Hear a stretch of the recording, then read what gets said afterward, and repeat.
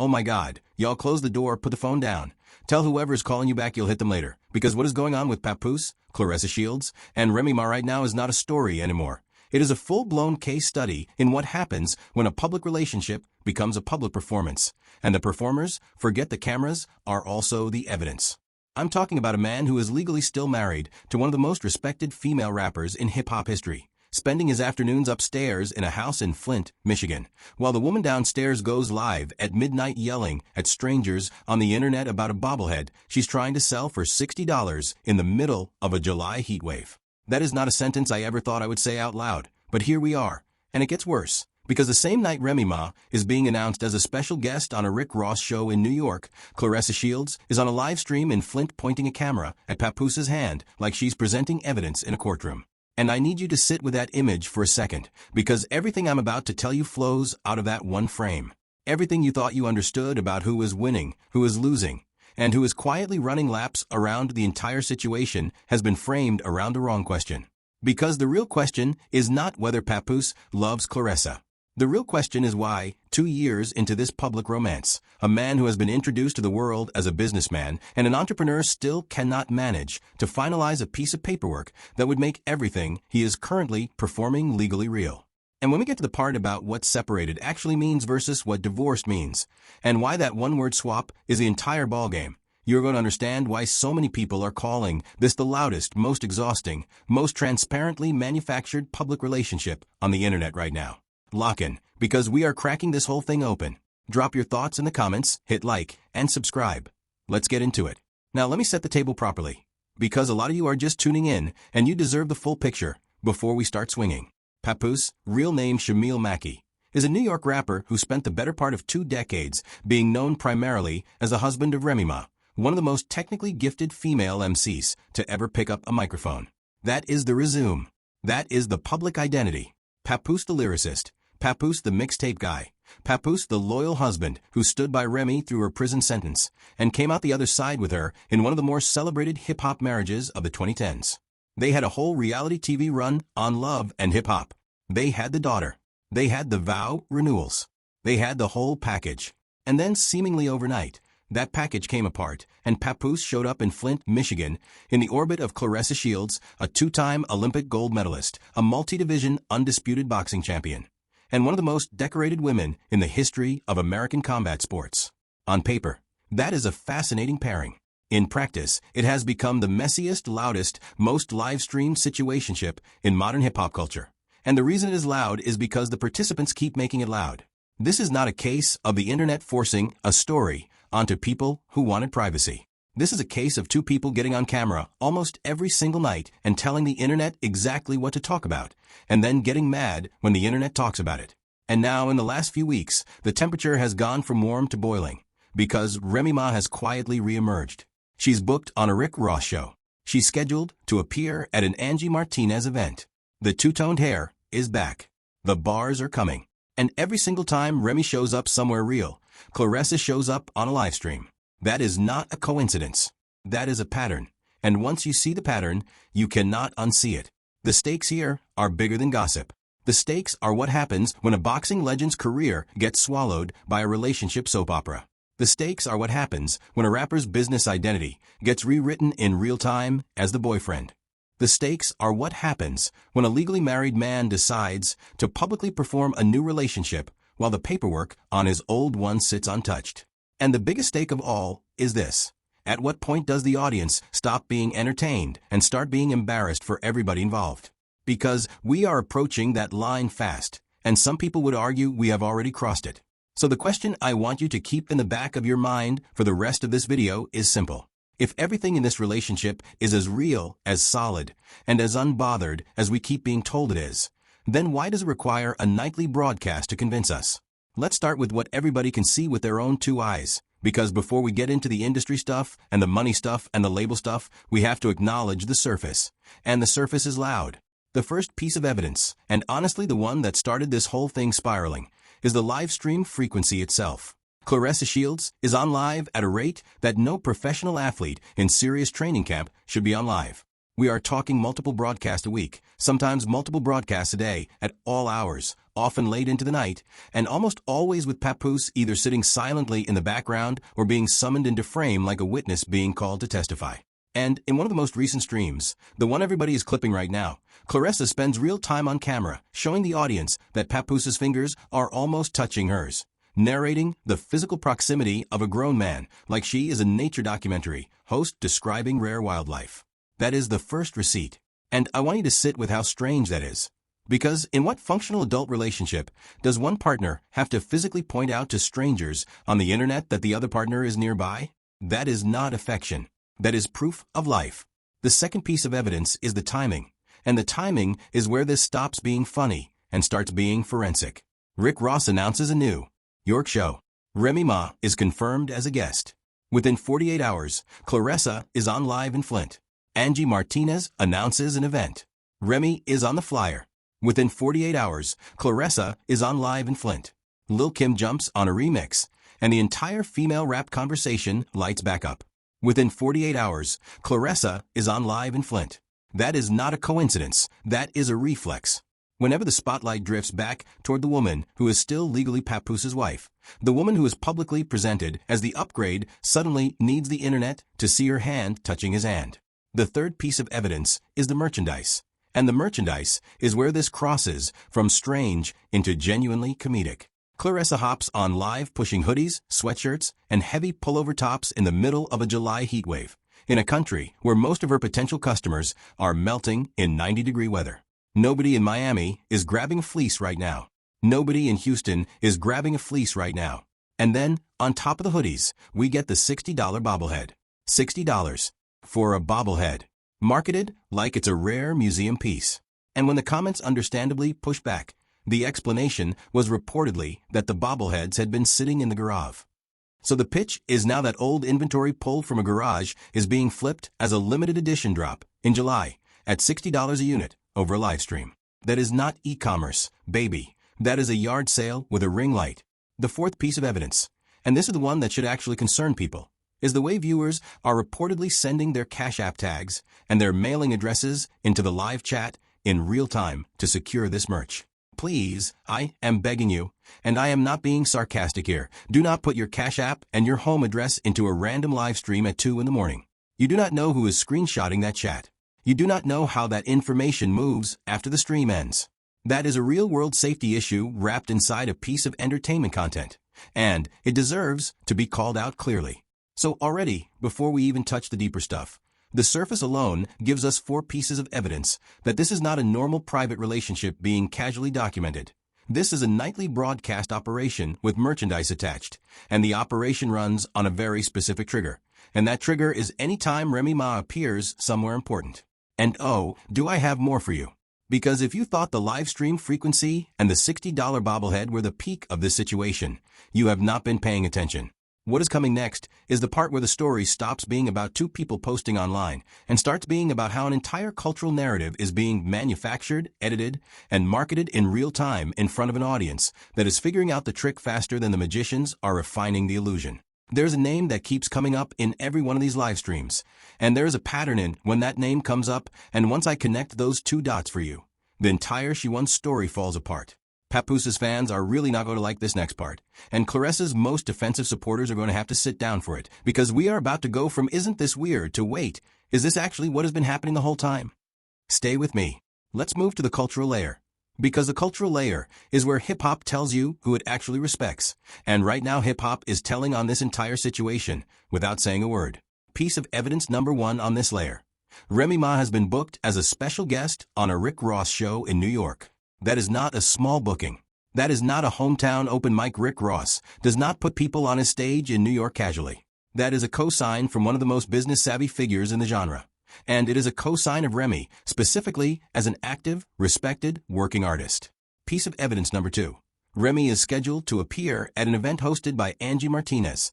And if you know anything about hip-hop media, you know Angie Martinez does not just hand out slots. Angie is voice of New York. Angie is the closer. When Angie puts you on her stage, she is telling the culture that you still matter, that your bars still matter, that your name still moves the room. Piece of evidence number 3. The wider female rap conversation has reignited around Lil' Kim, reportedly recording a verse for the French Montana and Max Be Ever Since You Left remix. And every time that broader female MC energy lights up, Remy's name naturally re-enters the chat as part of that lineage. Remy is being pulled back into the conversation not by scandal, but by peers. That is the highest form of cultural respect you can receive in this business. Piece of evidence number 4, and this is the one that stings the most for the other side. Remy Ma has reportedly brought back the two-toned hair, the signature look, and the internet noticed instantly. There were reaction posts, comparison edits, and she's back reels all over Instagram and TikTok within hours. That is what a real cultural moment looks like. Nobody had to live stream it. Nobody had to hold up a hand to prove she was there. Nobody had to sell a bobblehead. She simply appeared, looking like herself again, and the culture handled the rest. And now, let's put that side by side with what is happening in Flint. On one side of the split screen, Remy is on stages, on flyers, in remixes, in group chats about who's next. On the other side of the split screen, Claressa is on a phone at midnight explaining to strangers why somebody tried to jump out of a moving car on I-75 and why somebody else changed their own oil wrong. I want you to picture that split screen and tell me who looks like they are winning. Now, in fairness, and I want to be fair here because this is a real human being, some of Claressa's supporters will say that comparing a boxer's promotional cycle to a rapper's touring cycle is not apples to apples. That is a legitimate point in isolation. Boxing and hip-hop have different rhythms, different audiences, different media ecosystems. But that argument dies the moment you look at Claressa's own boxing calendar. Because Claressa has a fight on the horizon, and the promotional conversation around that fight has been almost entirely swallowed by the relationship conversation. Tickets are moving, and her supporters will proudly tell you that. But the headlines driving the ticket movement are not about who she is fighting or what belt is on the line. They are about who is sitting upstairs in her house, and whether the paperwork downtown has been signed.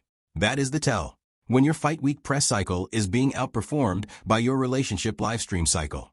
The sport is not the story anymore, and that is a very dangerous place for a champion to be. And then there is the deleted and redirected content pattern, which is more insider than surface.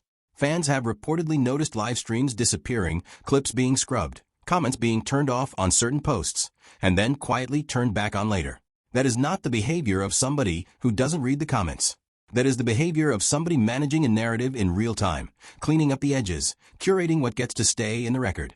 And here is the hard gear shift you need to be ready for, because everything I have told you so far is entertainment. Everything I am about to tell you is architecture.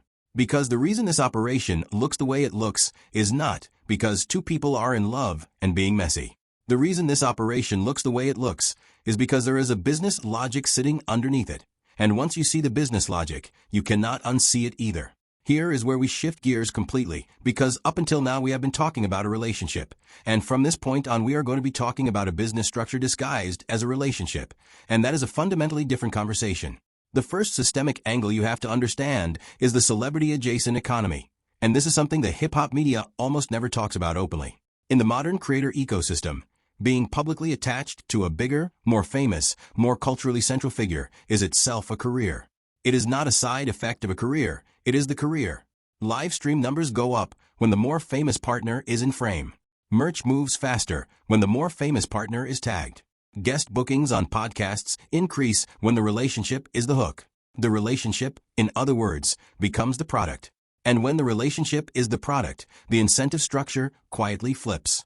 You are no longer incentivized to protect the relationship from the public. You are incentivized to feed the relationship to the public. Because every feeding cycle is a revenue cycle. That is, angle one, and angle one alone explains about 40% of what we are watching. The second systemic angle is the legal status arbitrage. And this one is the sneakiest of them all. There is a very specific reason a public figure in Papoose's position might reportedly prefer the language of separated over the language of divorced. And it is not romantic, it is financial and legal. A divorce is a final settlement. A divorce triggers asset division, potential support obligations, and a formal on-the-record end to a marriage that has been building intertwined publishing, business, and brand equity for years. A separation, by contrast, is a holding pattern. A separation preserves optionality. A separation keeps the door cracked open on any joint ventures, any co-owned assets, any tangled royalty streams, any legacy business considerations that would be permanently sealed off the second a court finalizes the paperwork. So when the public messaging quietly shifted from he is going to divorce her to they are simply separated, that was not a romantic softening. That was a legal strategy being telegraphed in plain sight. That is angle 2. And angle 2 is the one that should make everybody who has been buying the she won narrative reconsider what winning is even supposed to look like. Because you cannot claim the trophy of a man who has not legally ended the previous match. That is not a victory, that is a lease. The third systemic angle is what I would call the reputation transfer trade. In the influencer and celebrity space, there's a very old game where a lower visibility figure attaches themselves to a higher visibility figure in order to migrate some of that visibility onto themselves. It works both ways. Sometimes the bigger figure wants access to a younger, hungrier audience, and sometimes the smaller figure wants access to legacy credibility. In this case, you have a boxer with genuine athletic credentials, but limited crossover into hip-hop culture attaching herself to a rapper with limited independent commercial traction, but a deep, long-standing presence in the hip-hop marriage narrative. On paper, that is a mutually beneficial trade. She gets access to the hip-hop conversation. He gets access to the sports and combat culture conversation. Both audiences get cross-pollinated. And critically, both parties get to keep live streaming, keep selling, keep booking, and keep generating content, while the deeper legal and business situation with Remy remains unresolved in the background. That is angle 3, and angle 3 explains why this thing is not going to end anytime soon on its own. Because ending it would collapse the trade. The whole operation only functions as long as the relationship remains publicly visible and legally unresolved. The moment the paperwork gets signed, or the moment the live streams stop, the business model breaks. And that is why, no matter how many times the internet begs for quiet, no matter how many times critics beg for privacy, no matter how many times even sympathetic voices say, just close the door and live your life, the door will not close. The door cannot close. The door is the product. Now stack those 3 angles on top of each other. The celebrity-adjacent economy, the legal status arbitrage, and the reputation transfer trade. And you get a picture that looks a lot less like 2 people in love being messy on the internet, and a lot more like a small, self-contained media enterprise being operated in real time, with a hostage clause built into it. And the hostage in this operation, if we are being fully honest, is not any of the 3 people whose names are in the title of this video. The hostage is the audience, because the audience is the one being asked to keep watching, keep buying, keep tuning in, keep defending, and keep engaging with a story that is structurally designed to never resolve. So now let me say the part out loud that everybody has been dancing around, because after all of that setup, this reveal has to be earned, and I believe it has been earned. The single most damaging thing about this entire situation is not that Papoose is legally still married to Remy Ma. That is an inconvenient fact, but it is a fact, and inconvenient facts can be resolved with a signature.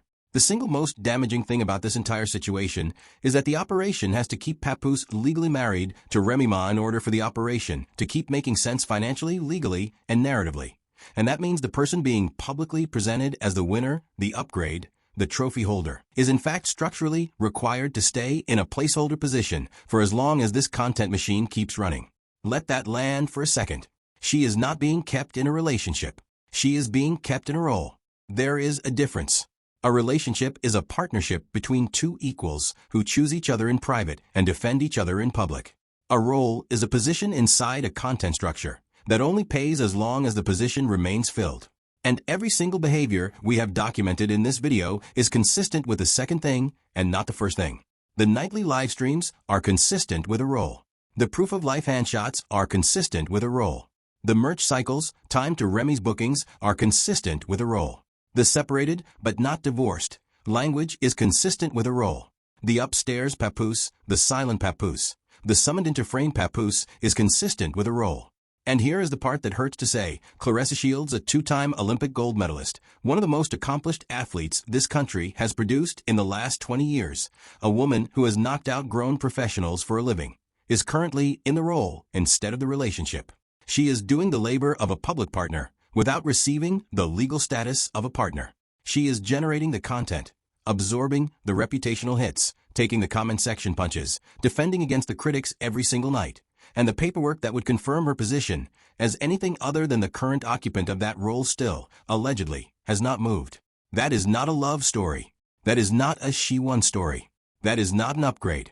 That is a woman who beats people up for a living, being handed a set of tasks that no championship purse in her sport would ever justify. And if you take nothing else away from this video, take this. The loudest person in a story is almost never the person who is actually winning the story. The loudest person is the person who has been given the job of keeping the story loud. The quiet person, more often than not, is the person who already knows how it ends. That is the truth bomb. That is the reveal. And the reason it has taken so long for the culture to say this out loud is because saying it out loud requires acknowledging that a lot of what we consume as relationship content from celebrity-adjacent figures is not really relationship content at all. It is labor, unrecognized, uncompensated in any legally binding way, emotionally expensive labor. And the person performing that labor deserves better than a live stream ratio and a garage full of unsold bobbleheads. That is the part nobody in that Flint household wants to hear, but it is the part that has to be said. And this is exactly why Remy Ma is winning without saying a single word. And I want to walk you back through everything we just covered through that lens, because it clicks differently on the second pass. Remember the Rick Ross booking? That happened while Remy was silent. Remember the Angie Martinez slot? That happened while Remy was silent. Remember the two-toned hair moment that lit up every timeline? That happened while Remy was silent. Every single cultural win Remy has stacked in the last few weeks has been generated by her work, her legacy, and her restraint, not by a live stream, not by a comment section battle, not by a proof of life hand shot. That is what discipline looks like in the celebrity ecosystem. That is what a woman who has been in this business long enough to know how the game actually gets played looks like. Remy Ma has watched countless women in hip-hop burn themselves down, chasing the very same spotlight that eventually forgets them. She has seen the pattern. She has learned from it.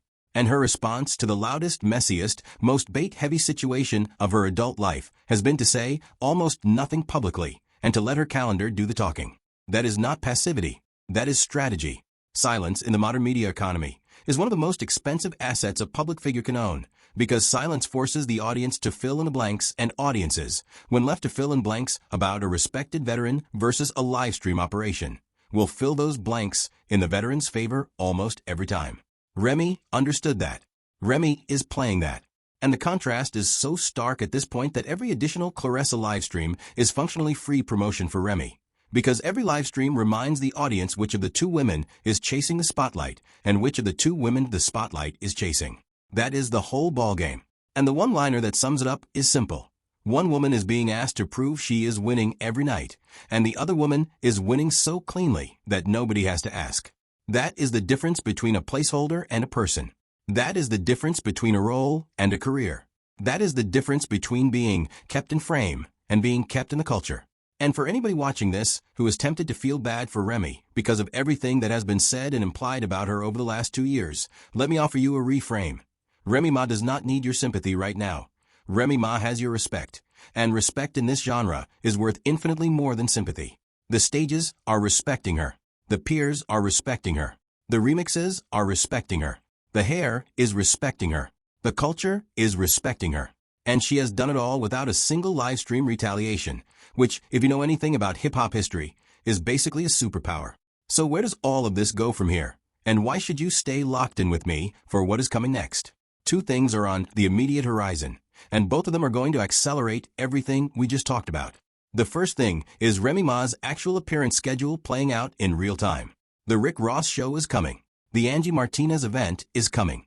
Any studio movement tied to the broader female MC resurgence is going to keep flowing through her name, and every single one of those moments is going to trigger, based on the pattern we have documented tonight, another live stream cycle out of Flint. That means we are about to enter the most predictable, most trackable, most on-the-record stretch of this entire storyline, and I am going to be here breaking down every single move as it happens. The second thing is the paperwork. Because at some point, whether it is next month or next year or 3 years from now, the separated but not divorced language is going to hit a breaking point. And when it breaks, it is going to break loud. Either the paperwork gets filed and the entire narrative gets forced into a new phase, or the paperwork keeps sitting untouched, and the audience finally forces a reckoning on why. Either way, that story is coming. And it is going to be one of the biggest hip-hop marriage stories of the decade when it lands. Hit that subscribe button right now, because I am not going to miss a single beat of this, and I am not going to soften a single take. And on your way out, the video I want you to click next is the one where we break down the Remy Ma comeback timeline in full detail. Because there is a specific sequence of bookings, features, and quiet business moves she has reportedly made in the last 6 months that nobody has connected into a single storyline yet. And once you see that sequence laid out end to end, you are going to understand that the comeback you think just started actually started a long time ago. And you have been watching the endgame without realizing it was the endgame. That is the next video. That is the next deep dive. That is where this whole picture snaps into full focus. I will see you there, and I will talk to you soon. Peace.